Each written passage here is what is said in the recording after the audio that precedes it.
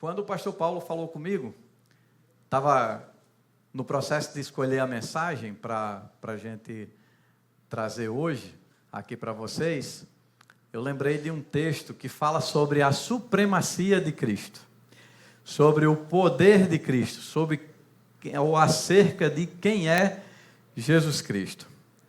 E aí, quando comecei a escrever acerca desse tema, ontem, eu comecei a lembrar que alguns de nós começam a fazer imagens de quem é Jesus.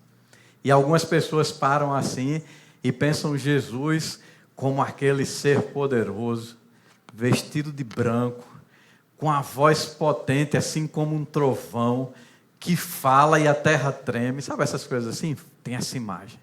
Esse é Jesus para mim.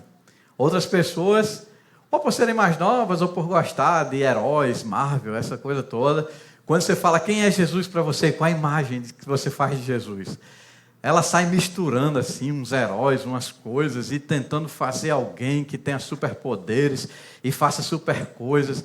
E aí cada um vai construindo a sua própria imagem acerca de quem Cristo é, acerca de quem Jesus é. Mas hoje a gente vai conversar sobre um grupo de cristãos, que eram cristãos, fiéis, firmes, que apresentavam frutos, que estavam com uma vida relativamente ok, mas que a imagem que eles tinham de Jesus Cristo estava, digamos, desfocada. Estava, digamos, fora do contexto bíblico.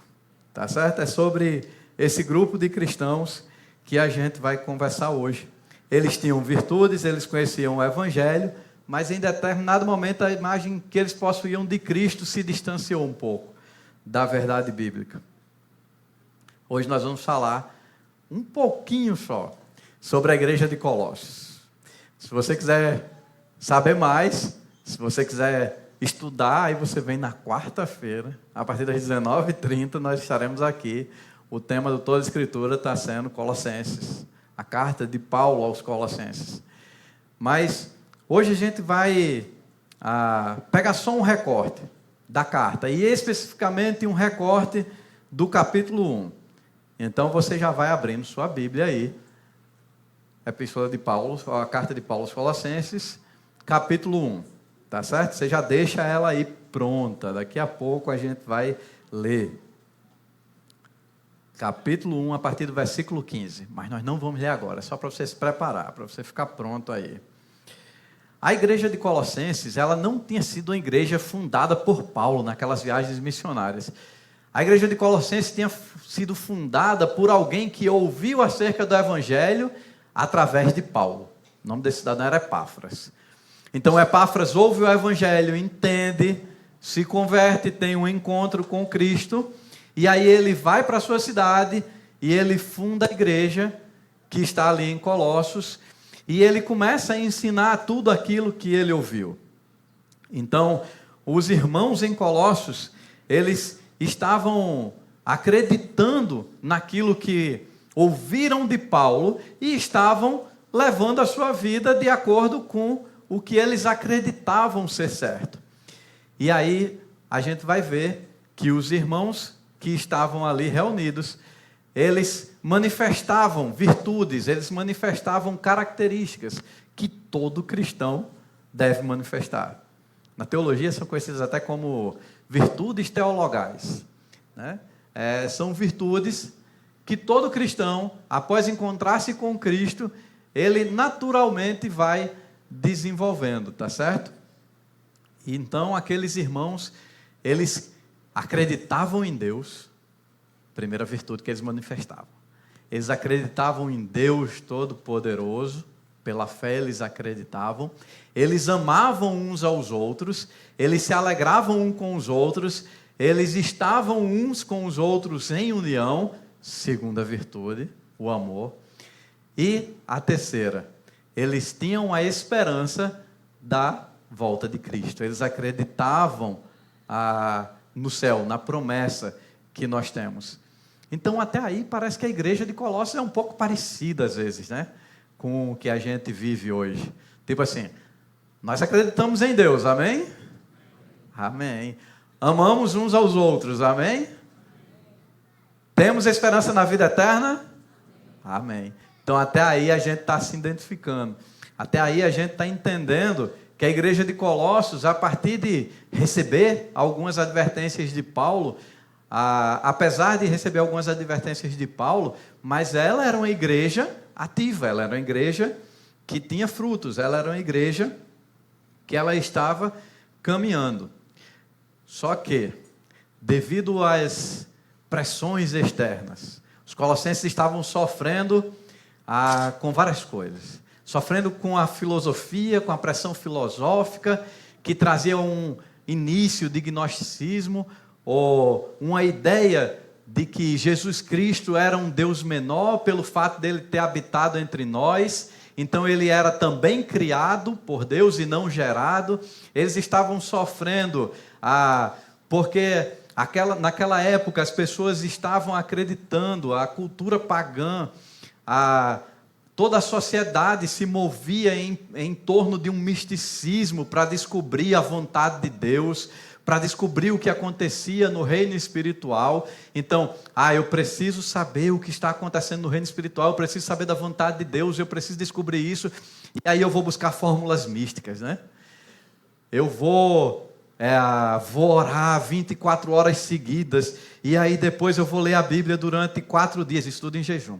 E aí depois eu vou fazer isso e vou fazer aquilo, e aí tudo começa a ser muito místico, e aí as pessoas começam a receber revelações que não eram mais a revelação bíblica, era não porque eu acho que, não é porque eu entendo que, não é porque, olha, o certo é assim, e aí começam a fugir do contexto da revelação real, do que estava escrito, que ainda não era a Bíblia, mas dos escritos que se tinha e de tudo que se deveria guiar a vida cristã naquela época. Esse era o contexto dos irmãos que estavam ali em Colossenses. Então Epáfras, ele se aperreia um pouco. E aí ele pensa, bem, eu ouvi o Evangelho através de Paulo, e então eu vou procurá-lo. E vou conversar com ele acerca das dificuldades que nós estamos passando aqui. E aí ele faz uma pequena, grandiosa viagem e ele vai a Roma. É muito longe. São quase 2.000 quilômetros. E ele vai, e ele quer conversar com Paulo, e ele quer receber orientações de Paulo de como tratar essa situação em Colossenses. Com os colossenses. E aí ele faz a viagem, conversa com Paulo, explica o que está acontecendo, e aí Paulo escreve a carta.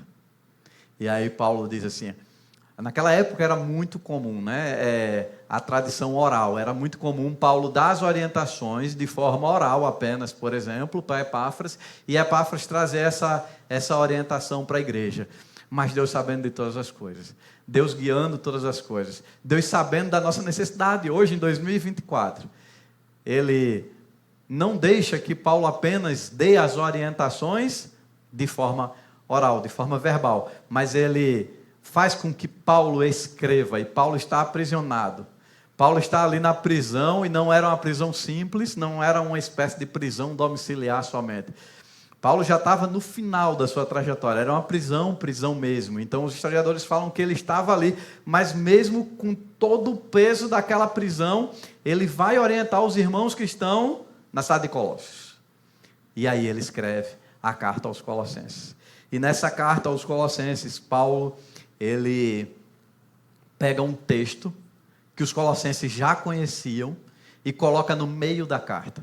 E os estudiosos dizem que esse texto, que os colossenses já conheciam, é o texto que resume todo o sentido dessa carta. É o texto que explica tudo, porque é o texto que diz que Jesus Cristo é Deus. E esse era um dos principais problemas ali naquela igreja. É o texto que diz que tudo o que existe foi criado por Cristo. E que tudo é para Ele. E mais outras verdades. Então Paulo vai escrever a carta. E no meio da carta ele coloca esse hino, ou essa poesia, que já era conhecida dos nossos irmãos colossenses lá.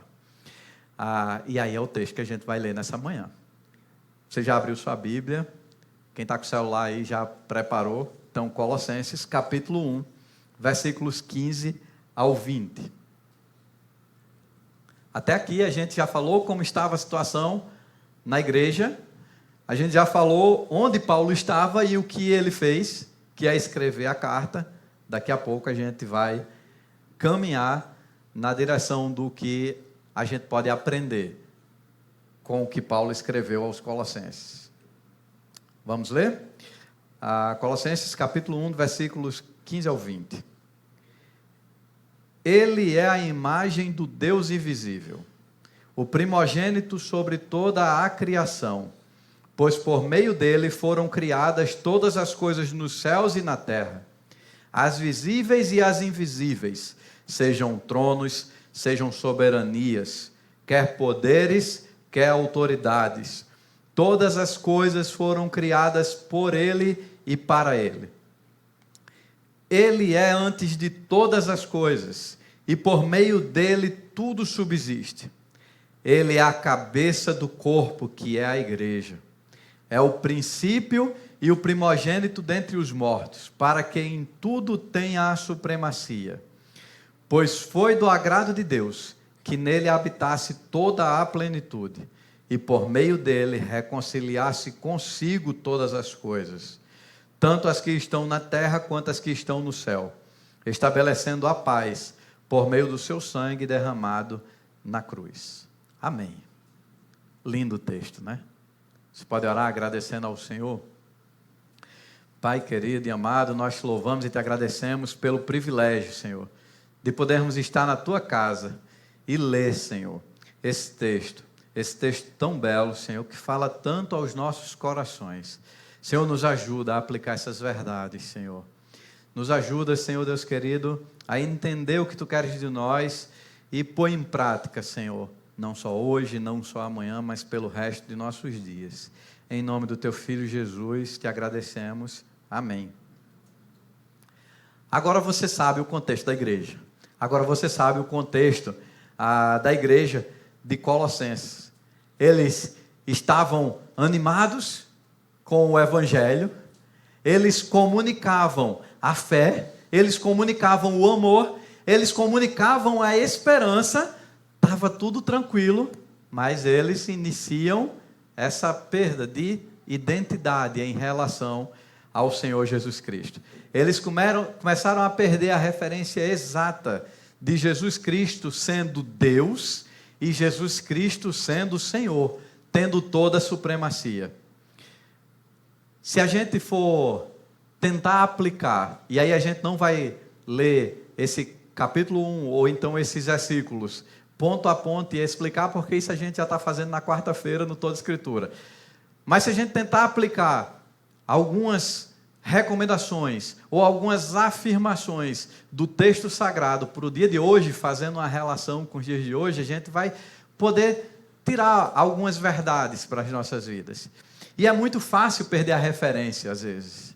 É muito fácil a gente entender acerca de Cristo, conheceu a Cristo, sabe quem é Cristo, mas em determinado momento, perder essa referência.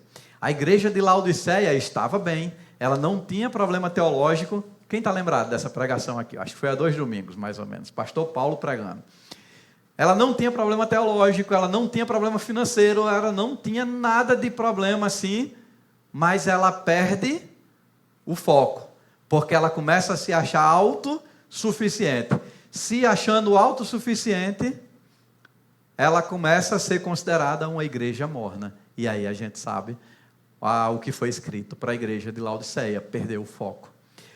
A igreja de Colossenses, nessa leitura do texto e entendendo esse contexto, a gente começa a ver que, por problemas diferentes da igreja de Laodiceia, é uma igreja que também está perdendo o seu foco. Está perdendo o foco no principal.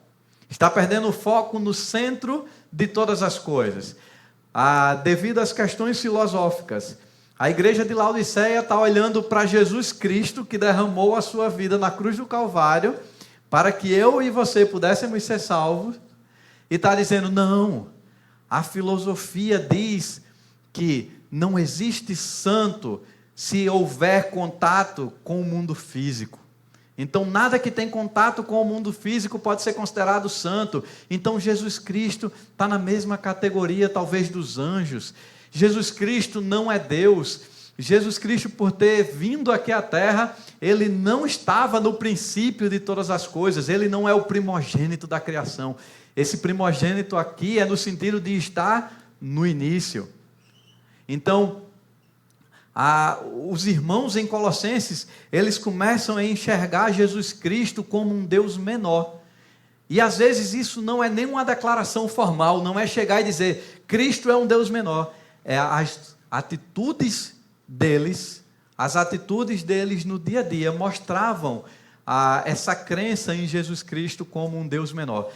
E por outro lado, acreditavam que anjos eram intercessores, que anjos, eles faziam esse papel de nos guardar e de guiar, e quando eles precisavam tomar uma decisão, qual era a forma de saber qual era a decisão certa a ser tomada? Era uma forma mística, era uma forma de buscar algo que ninguém nunca buscou, de falar algo que ninguém nunca disse, de saber de algo de uma forma diferente, como ninguém nunca na terra já tenha falado ou já tenha revelado.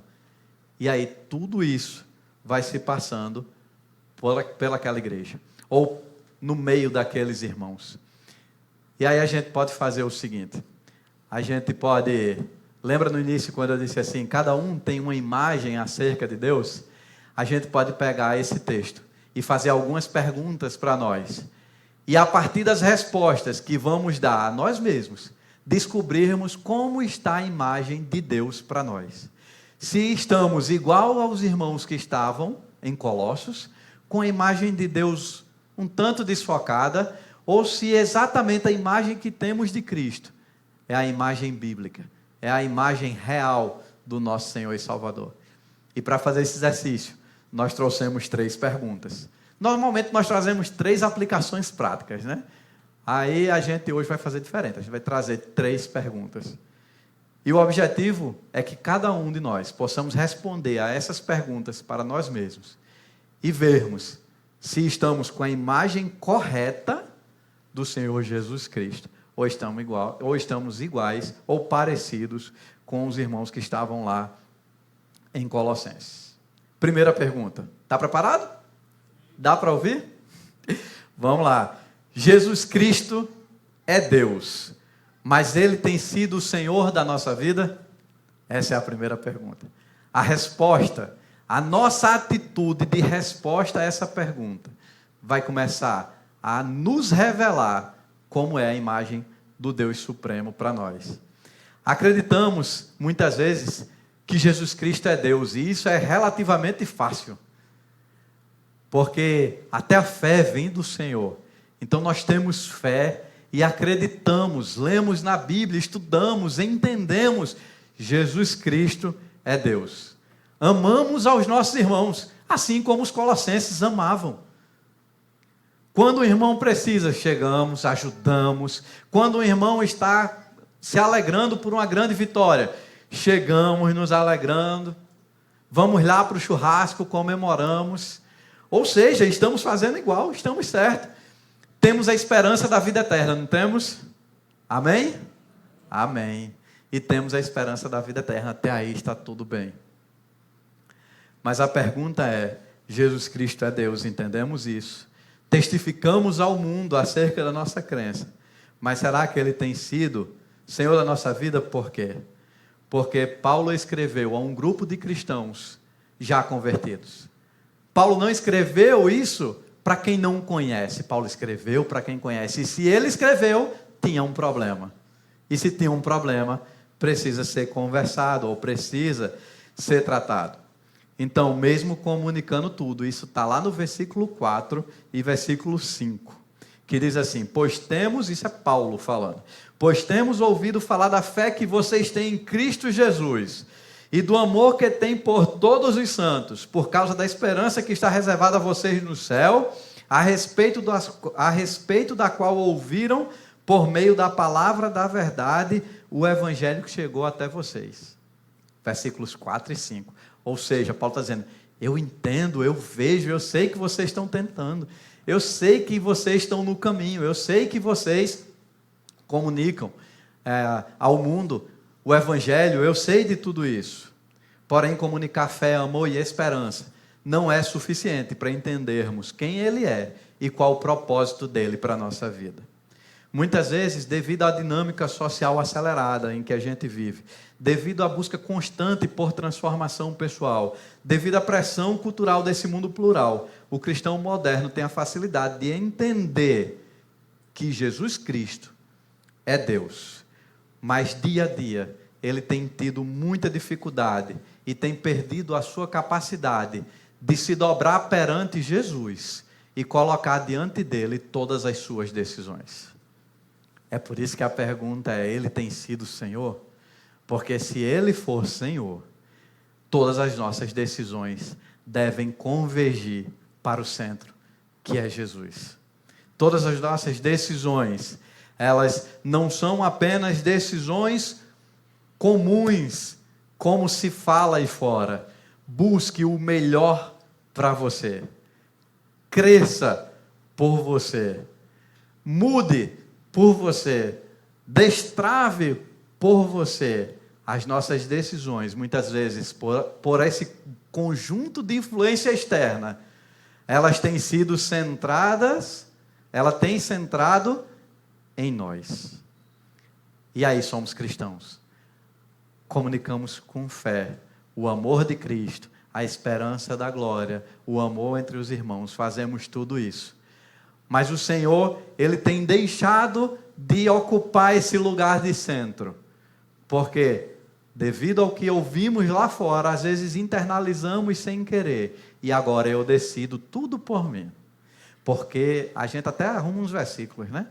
Porque o Senhor me deu a capacidade de pensar. E agora eu posso pensar por mim mesmo. E não tem problema nenhum pensar por si mesmo. Porque Deus disse que o que é para eu fazer é uma decisão minha, eu não preciso perguntar. Não é bem assim. A verdade é que nós não precisamos que Deus fale acerca das decisões que nós precisamos tomar. Por um motivo bem simples que muitas vezes a gente tem esquecido. Ele já falou. Ele já disse. Ele já nos deu o caminho. Ele já nos mostrou a sua vontade. Ele já revelou. Diferente dos Colossenses, nós não precisamos buscar em caminhos místicos. Saber qual é a vontade de Deus para nós. Essa vontade já está revelada. O que nós precisamos é ter a disciplina de ler a palavra, de orar e de buscar no Senhor a direção para tomar as nossas decisões.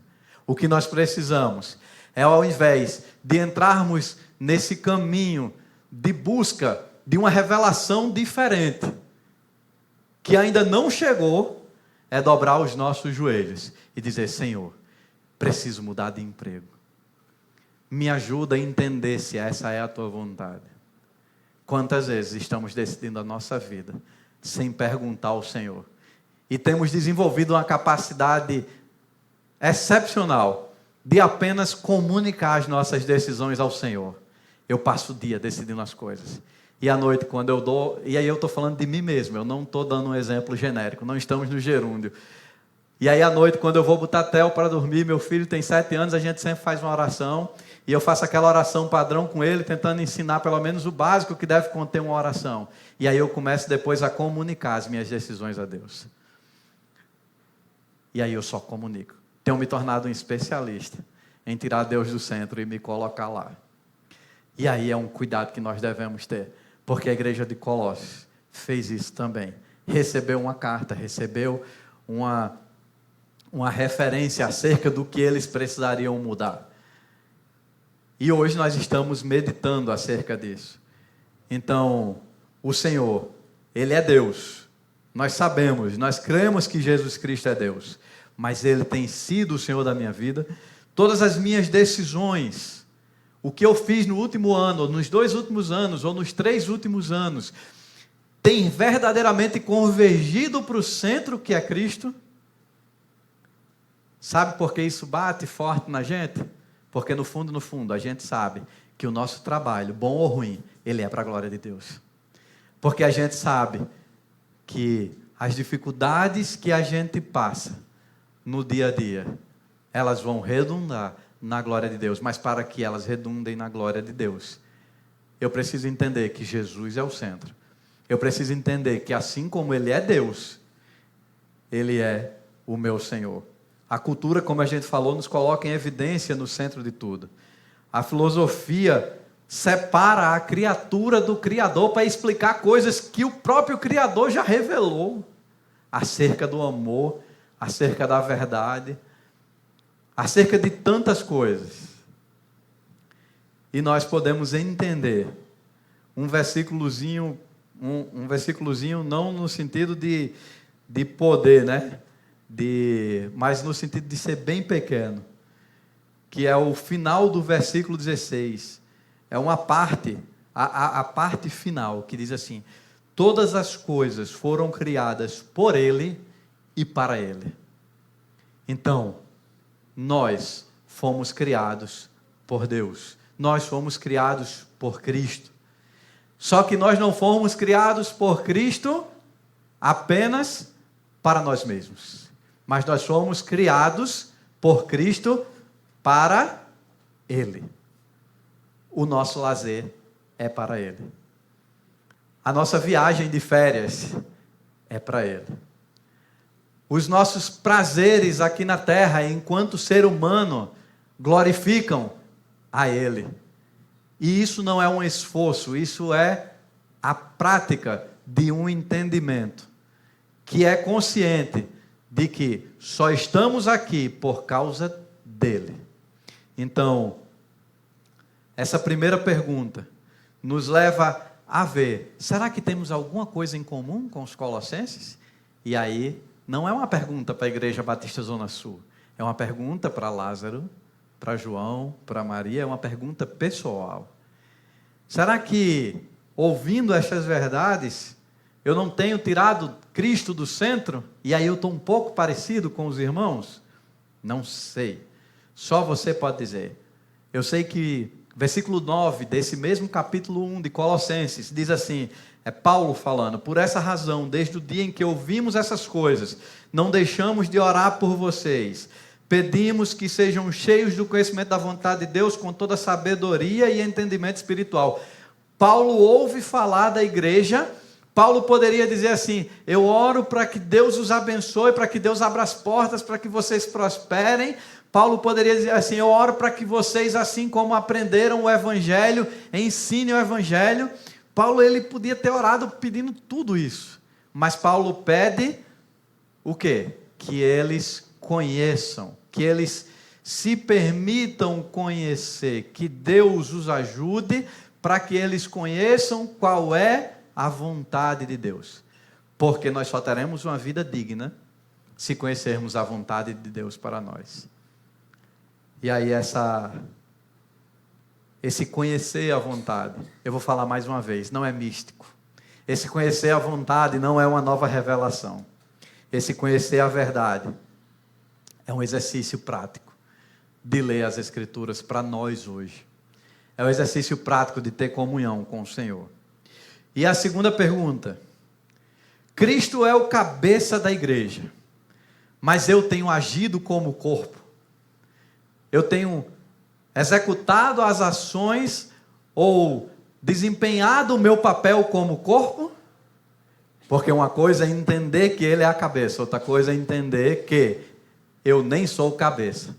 E além de não ser cabeça, eu sou o corpo. Em dias onde cada um possui a sua própria verdade, devemos estar atentos ao nosso papel como igreja aqui na terra. Devemos saber o que é o nosso papel, o que nós devemos fazer. Porque existem várias instituições, existem vários pastores, mas existe uma igreja.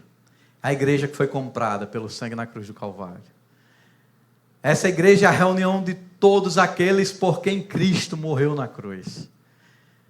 Então, muitas vezes, alguns cristãos têm se decepcionado com a igreja física, com a igreja instituição, com a igreja terrena, com pastores, com pessoas. Mas nós não estamos falando disso. Nós estamos falando que somos a igreja comprada, lavada e remida pelo sangue de Jesus. E essa igreja, ela tem um papel. E esse papel não é o papel de cabeça, é o papel de corpo. Então, somos o corpo de Cristo. E como tal, temos uma cabeça que nos governa. Lembra que a primeira pergunta nos leva a refletir sobre ou acerca de Jesus estar ou não no centro da nossa vida? A segunda pergunta nos traz para essa outra verdade. Geralmente, quando respondemos que Jesus realmente está no centro, aí a gente está trabalhando ou agindo como corpo.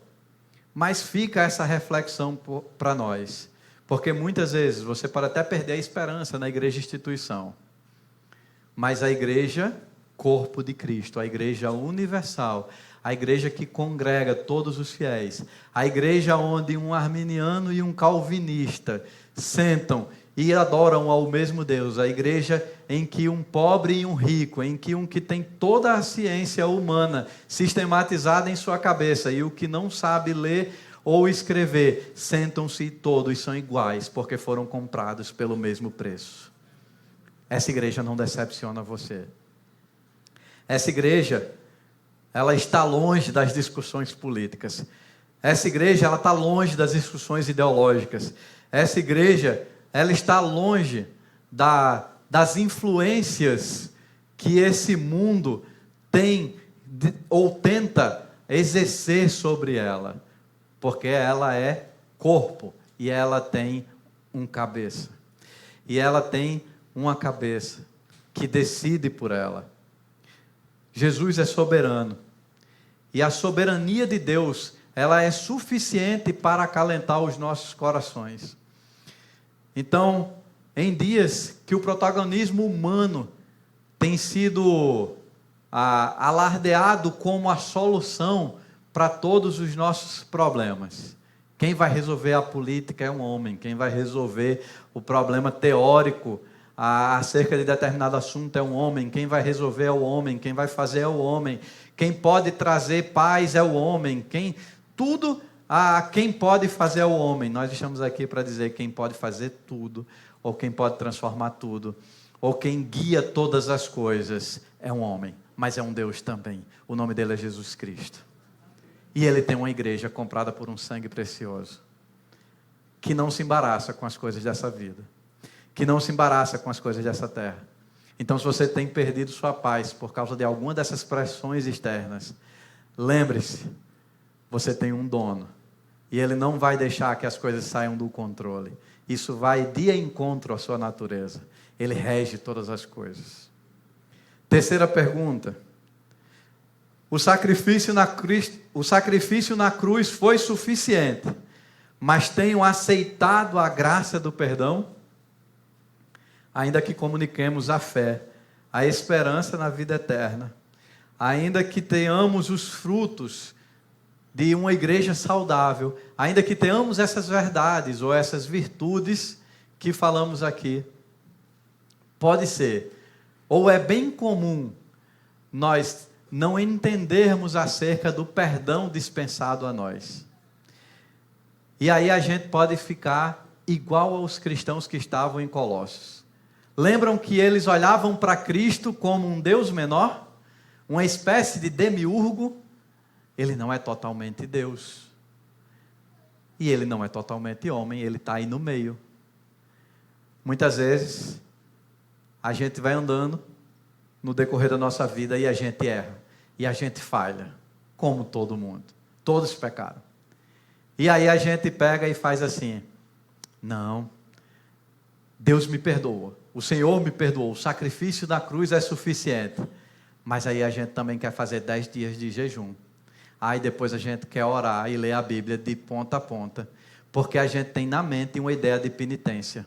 Não, eu tenho que servir no trânsito, na cozinha, eu tenho que servir na recepção, eu tenho que servir no louvor, porque Jesus me perdoou, então eu tenho que pagar, ou eu tenho que retribuir de alguma forma ao que Jesus fez. E aí a gente parece que fica igual os colossenses, né? Diminuindo o sacrifício na cruz do Calvário. E aí a gente esquece que tudo que precisava ser feito para que eu e você alcançássemos o perdão já foi feito. E aí parece que a gente esquece que eu não preciso mais de penitência.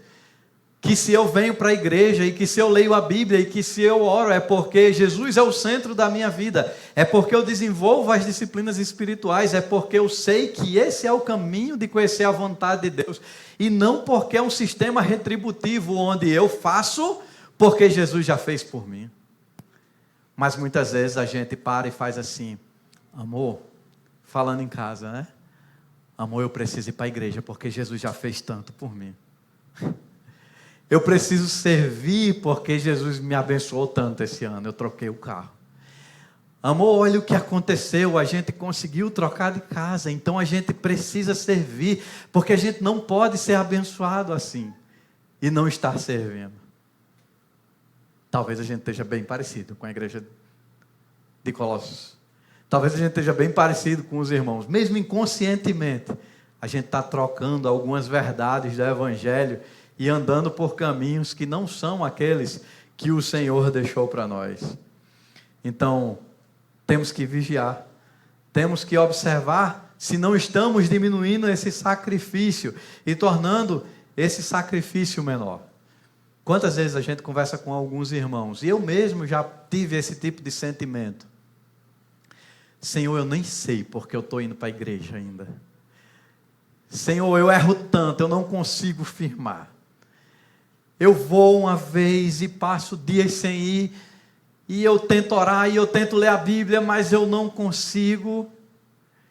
E aí às vezes é porque os colossenses já não precisavam cumprir os ritos da lei, mas eles cumpriam mesmo após o sacrifício de Cristo na cruz do Calvário, porque a religião dizia para eles: faça, vocês têm que fazer. Aí parece que às vezes a gente está do mesmo jeito. Parece que a gente para assim, olha para nós e faz: mas eu sou indigno. É, meu irmão, nós somos indignos. Ah, mas eu não mereço. É verdade, você está certo, você não merece. Ah, mas eu nunca vou conseguir. É, irmão, pela sua força, realmente você não vai conseguir. Mas o que estamos falando aqui é que houve um sacrifício, e esse sacrifício foi suficiente para pagar a escrita de dívida que tinha contra a minha pessoa e a sua pessoa.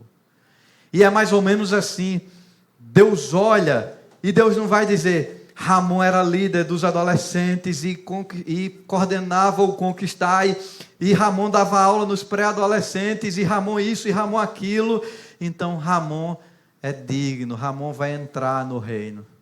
Não. Deus vai olhar para nós e vai ver o sacrifício de Cristo na cruz do Calvário.